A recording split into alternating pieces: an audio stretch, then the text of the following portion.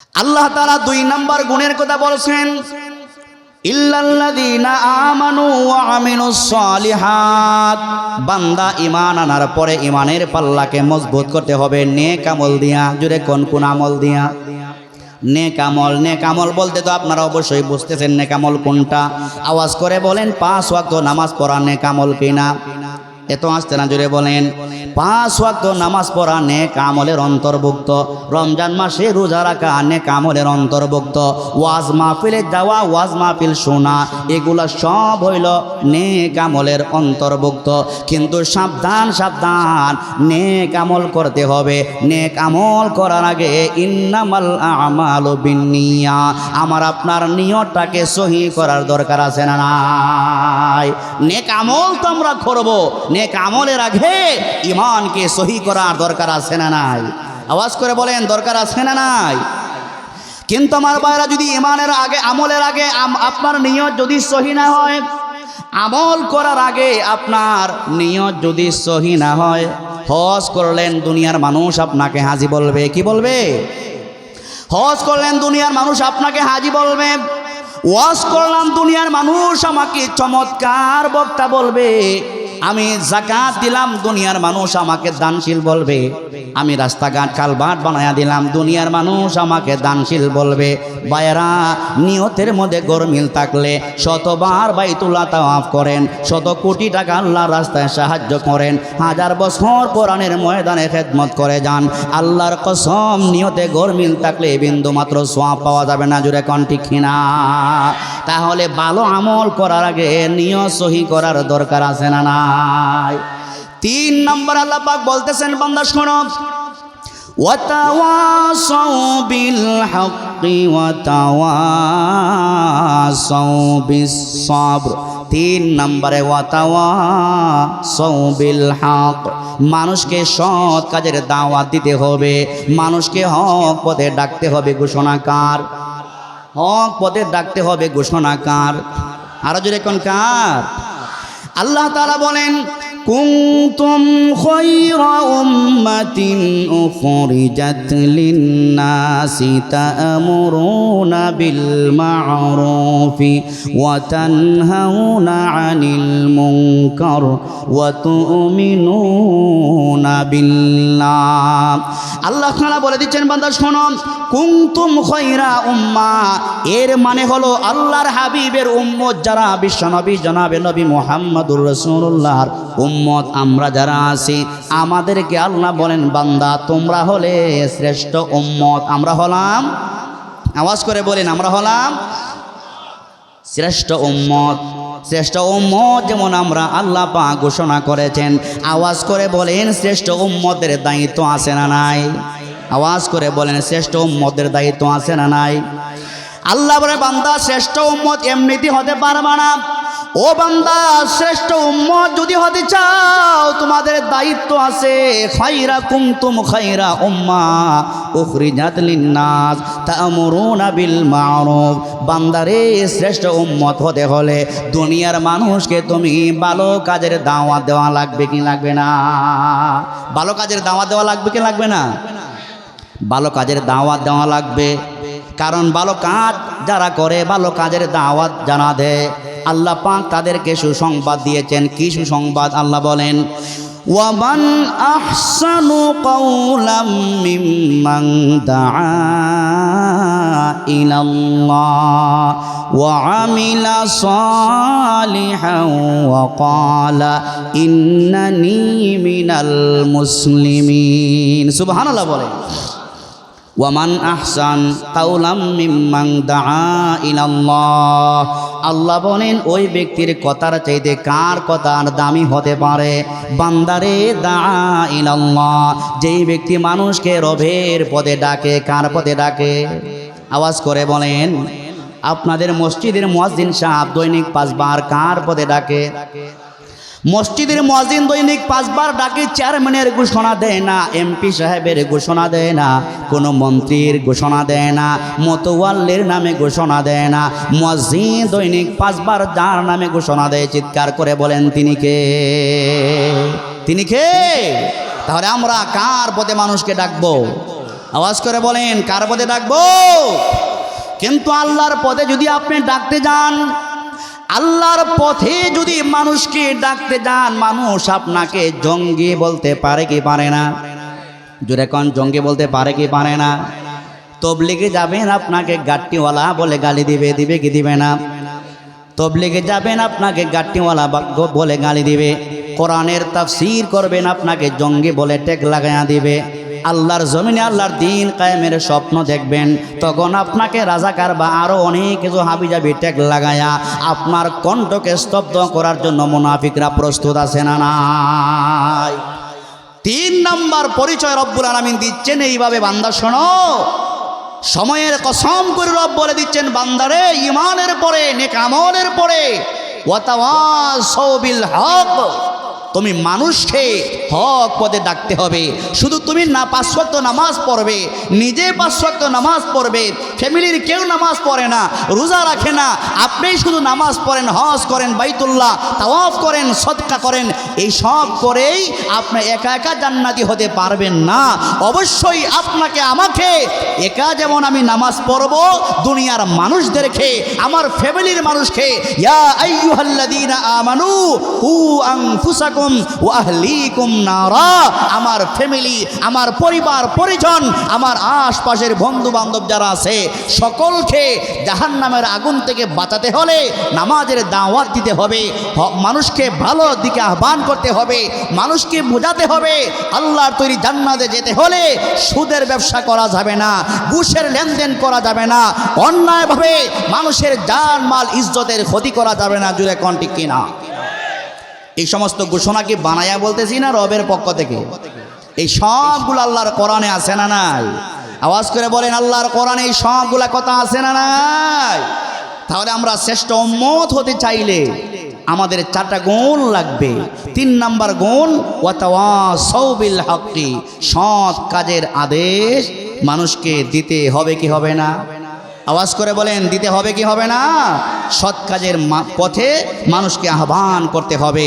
4 number গুণ রব্বুল আলামিন বলতেছেন ওয়াতাওয়াসাউ বিল হক্কি ওয়াতাওয়াসাউ বিস, বলেন ওয়াতাওয়া।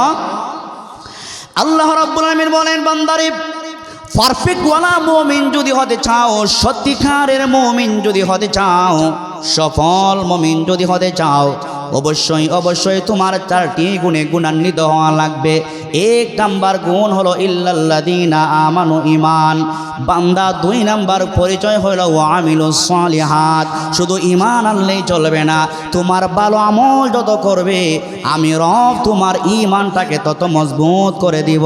বান্দা 3 নাম্বার গুণ তোমার লাগবে ওয়াতাওয়াসাউ বিল হক। ও বান্দা তুমি নিজেও হক পথে চলতে হবে এবং দুনিয়ার মানুষকে তুমি হক পথে ডাকতে হবে। জুড়ে কোন ঠিক না? আল্লাহ নবী বলেন, মান রাআ মিনকুম মুনকারান ফালইয়ুগাইয়িরহু বিয়াদিহি ফাইল্লাম ইয়াস্তাতি' ফাবিলিসানিহি ফাইল্লাম ইয়াস্তাতি' ফাবিকলবিহি ওয়া যালিকা আযআফুল ঈমান। আমার ভাইয়েরা, আপনার চোখের সামনে একজন কোরআন বিরোধী কথা বলে, আপনার চোখের সামনে আল্লাহকে নিয়ে ব্যঙ্গাত্মক করে, আপনার চোখের সামনে রাসূলকে নিয়ে গালাগালি করে, আল্লাহর দ্বীনকে নিয়ে গালাগালি করে, কিন্তু আপনি যদি মুখ বন্ধ করে বসে থাকেন, আল্লাহর কসম কিয়ামতের ময়দানে আপনাকে মুনাফিকদের কাতারে দাঁড়ানো লাগবে কি লাগবে না? লাগবে কি লাগবে না? অবশ্যই আপনাকে আল্লাহকে নিয়ে যদি কেউ গালি দেয়, রাসূলকে যদি কেউ গালি দেয়, কোরআন নিয়ে যদি কেউ বিদ্রুপ করে, ইসলাম ধর্ম নিয়ে যদি কেউ বিদ্রুপ করে, আপনার ভিতরে ঈমান নামক সম্পদ থাকলে সর্বপ্রথম যেই ব্যক্তি আল্লাহর বিরুদ্ধে কটূক্তি করবে তার জিহ্বাকে টেনে ছিঁড়ে ফেলতে হবে। ঠিক না? দুঃখজনক হলো সত্য, আমাদের দেশে 90% উপরে মুসলমানদের সংখ্যা। জুড়ে কোন ঠিক কিনা? আওয়াজ করে বলেন ঠিক কিনা? 90% উপরে মুসলমানদের সংখ্যা যেই দেশে, এই দেশে আল্লাহর কোরআনের বিরুদ্ধে আইন হয় কি হয় না? জোরে বলেন আল্লাহর কোরআনের বিরুদ্ধে আইন হয় কি হয় না? মদিনার সনদে যারা দেশ চালাইবে বলে, কিন্তু ক্ষমতায় যায় ঠিকই নিজের মন গড়া দেশ চালায়। ঠিক না? আবার কিছু পাবলিক আমাদের সমাজে আবার আসছে, ওরা বলে আমরা কোরআনের শরিয়া বিশ্বাস করি না। আছে না নাই? শরিয়া বিশ্বাস করে না, এই কথা বলার মতো পাবলিক আছে না নাই? আপনারা ঢাকার কোরআনের বিধান যদি আমার দেশে থাকতো, কোরআনের আইন হচ্ছে একজন মানুষকে খুন করলে সাথে সাথে খুনের বদলা তাকে খুন করা হবে। এখানে মুজমা বড় ওলামায়ে কেরাম আছেন, জিজ্ঞেস করেন খুন করলে খুনের বদলা খুন করা হবে, জুড়ে কোন ঠিক কিনা? এটা কোনো মানুষের বানানো কোনো কিচ্ছা কাহিনী না, এটা হলো আল্লাহর কোরআনের সংবিধান, জুড়ে কোন ঠিক নি? আল্লাহর কোরআন আল্লাহ পাক 1400 বছর আগে নাজিল করেছিলেন। আওয়াজ করে বলবেন 1400 বছর পার হয়েছে, আল্লাহর কোরআনের আবার নতুন করে সংশোধন করার কোনো প্রয়োজন দেখা দিয়েছে? বাংলাদেশের সংবিধান 50 বছরের ইতিহাসে প্রায় 15 বার সংশোধন করার লাগছে। কতবার? এটা হলো মানুষ বানানো সংবিধান। এই মানুষ রচিত সংবিধান দিয়া দুনিয়াতেও শান্তি পাওয়া যাবে না, আখিরাতেও শান্তি পাওয়া যাবে না। সুতরাং দুনিয়া এবং আখিরাতে শান্তি পেতে হলে আল্লাহর কোরআনের সংবিধান বাংলাদেশে কায়েম করা দরকার আছে না নাই? জোরে বলেন দরকার আছে না নাই? আল্লাহর সংবিধান যদি কায়েম করতে হয় আমাদের সকলকে সজাগ থাকতে হবে।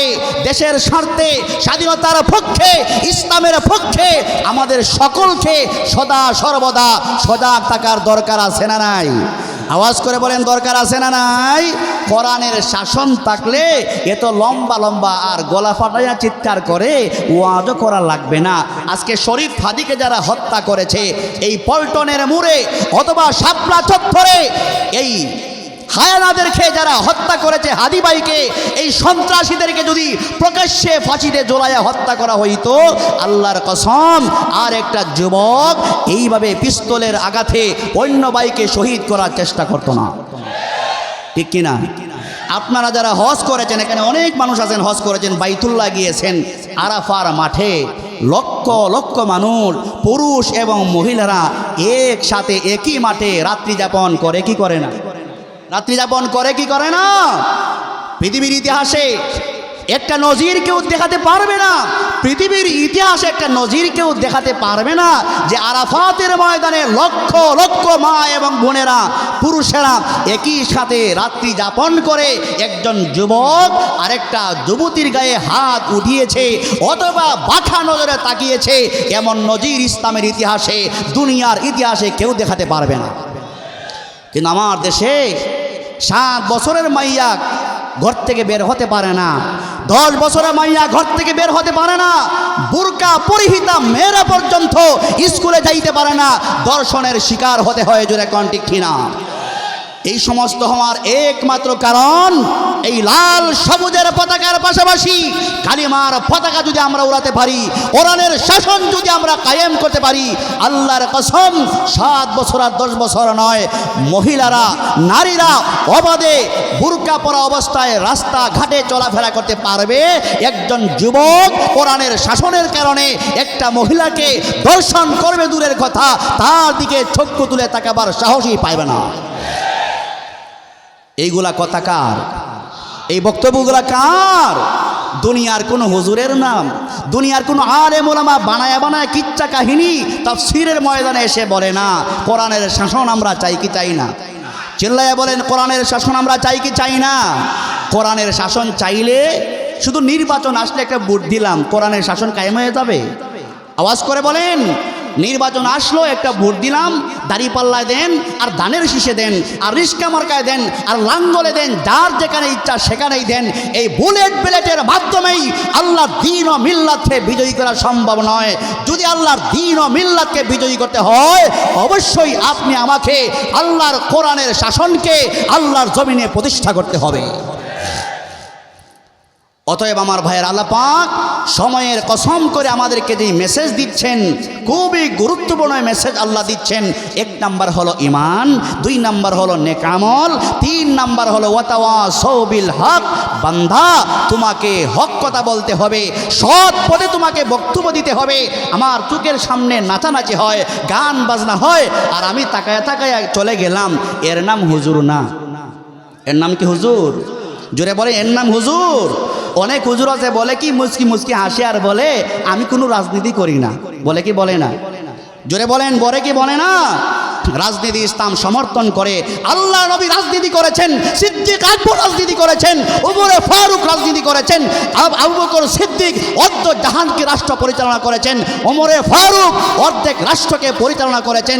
সুতরাং একজন আলেম যদি এমপি হতে পারে, একজন আলেম যদি মন্ত্রী হতে পারে, একজন আলেম যদি রাষ্ট্র নায়ক হতে পারে, আল্লাহর কসম ওরা দেশের টাকা বাহিরে পাচার করবে না। চুর আর লম্পটরা মাথা চারা দিয়ে দাঁড়াতে পারবে না। ভালো মানুষ যদি আমাদের নির্বাচিত করতে পারি, আমাদের দেশ শান্তিতে থাকতে পারে কি পারে না? দুঃখজনক হলো সত্য, রাগ কইলেন না, আমরা মসজিদের ইমামকে নিয়োগ দেওয়ার আগে যেই পরিমাণ যাচাই বাছাই করি না, হুজুরের চুল দেখে, দাড়ি দেখে, পা দেখে, হাত দেখে, চোখ দেখে, পারলে লঙ্গি খুললে দেখতে চায়। এইভাবে যাচাই বাছাই করার পরে মসজিদ কমিটি একজন ইমামকে নিয়োগ দেয়। কথা অন্যদিকে নিয়েন না, আমি কোনো দলের বিরুদ্ধে বলতেছি না, আল্লাহর কসম কোরআনের কথা বলতেছি।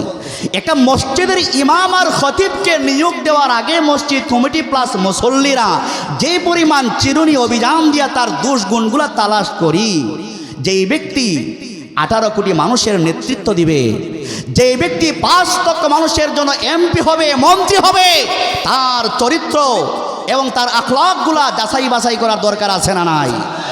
তার চরিত্র আখলাকগুলা যাচাই বাছাই করার দরকার আছে না নাই? যদি আমরা তার চরিত্র, তার আখলাক যদি যাচাই বাছাই করে এমন নেতা যদি আমরা নির্বাচিত করতে পারি, অবশ্যই অবশ্যই আমার এই দেশও শান্তিতে থাকবে। জুড়ে কোন ঠিক কিনা? হাদির মতো কোনো মানুষকে আর দ্বিতীয়বার শহীদ হওয়া লাগবে? এবার আসুন, আল্লাহ পাক বলতেছেন ওয়াতাওয়াসাউ বিল হাক্কি, মানুষকে সৎ পথে ডাকতে হবে। জুড়ে কোন কার পথে? সৎ পথ মানে কি? কোরআনের পথ। সৎ পথ মানে কি? আসতে না জুড়ে বলেন, সৎ পথ মানে কি? কোরআনের পথ। কারণ এই কোরআনে আল্লাহ পাক যা বলে দিয়েছেন সব চিরসত্য। এই কোরআনে আল্লাহ তাআলা যা বলে দিয়েছেন এই সবগুলাই হইল সিরাতে মুস্তাকিমের রাস্তা, এই সবগুলাই হইল একমাত্র জান্নাতের রাস্তা। সুতরাং আল্লাহর কোরআন দিয়া আমরা যদি সমাজ চালাতে পারি, আল্লাহর কোরআন দিয়া আমরা যদি রাষ্ট্র চালাতে পারি, আল্লাহ পাক কোরআনের বরকতে, আল্লাহ পাক ইসলামের বরকতে আমার আপনার দেশ সমাজে সব দিকে রহমত আর বারাকা দিয়ে আল্লাহ ভরপুর করে দিবে। আমার ইমানদার ভাইয়েরা, আল্লাহ সুবহানাহু ওয়া তাআলা সময়ের কসম করার পরে 4 নাম্বার গুণের কথা বলতেছেন, ওয়া তাওয়াসাউ বিল হাক্কি ওয়া তাওয়াসাউ বিস সাবর। আল্লাহ তাআলা বলেন, বান্দা শোনো, ঈমান যখন আনবা, নেক আমল যখন করবা, সৎ পথে মানুষকে যখন তুমি আহ্বান করবা, বান্দারে ওই 3টা গুণে যখন তুমি গুণান্বিত হতে পারবে, বান্দারে তোমার ওপর মুসিবত আসতে পারে, তখন মুসিবত যখন তোমার সামনে আসবে, সাবধান, ঈমান তুমি ছেড়ে দিও না, নেক আমল তুমি ছেড়ে দিও না, সৎ পথ মানে হক পথ তুমি ছেড়ে দিও না। ওই সবগুলা পরীক্ষা তোমাকে ধৈর্যের সাথে মোকাবেলা করে যেতে হবে। জুড়ে কোন ঠিক কিনা? এই সবর দিয়ে আল্লাহ কি বুঝাইলেন? আল্লাহ পাক যে 4 নাম্বার গুণের কথা বললেন, সবর ওয়া তাওয়াসাউ বিস সাবর। এখানে তো বিজ্ঞ ওলামায়ে কেরাম আছেন, সময় সংক্ষেপ বলতেও পারতেছি না।